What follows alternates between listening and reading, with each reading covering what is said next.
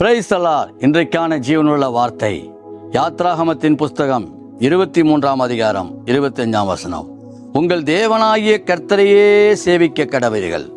அவர் உன் அப்பத்தையும் தண்ணீரையும் ஆசீர்வதிப்பார், வியாதியை உன்னிலிருந்து விலக்குவார்.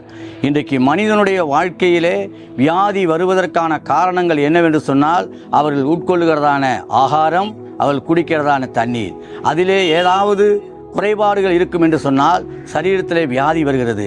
ஆகவே நமக்கு அப்படிப்பட்ட வியாதிகள் வராமல் இருக்க வேண்டும் என்று சொன்னால், வந்த வியாதிகள் குணமாக வேண்டும் என்று சொன்னால், சுகத்தோடு பலத்தோடு ஆரோக்கியத்தோடு இருக்க வேண்டும் என்று சொன்னால், அந்த அப்பத்தையும் தண்ணீரையும் கர்த்தர் ஆசீர்வதிக்க வேண்டும். நீங்கள் ஒவ்வொரு நாளும் உட்கொள்ளும் பொழுது நீங்கள் கொடுக்கப்படுகிற தண்ணீருக்காக, கொடுக்கப்படுகிற ஆகாரத்திற்காக ஸ்தோத்திரம் பண்ணி புசிக்கும் பொழுது கர்த்தர் உங்களுக்கு பலத்தை தருவார். உங்கள் ஆகாரத்தை அவர் ஆசீர்வதிப்பார்.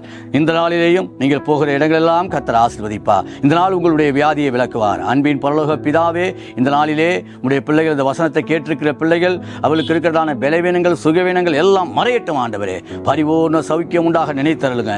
அவர்கள் செல்லுகிற வேலைகள் எல்லாம் ஆசீர்வதிங்க. அவர் செய்கிற காரியங்கள் எல்லாம் கர்த்தர் கூட இருங்க. இயேசுவின் நாமத்தில் ஜெபிக்கிறோம் நல்ல பிதாவே. ஆமென், ஆமென், ஆமென்.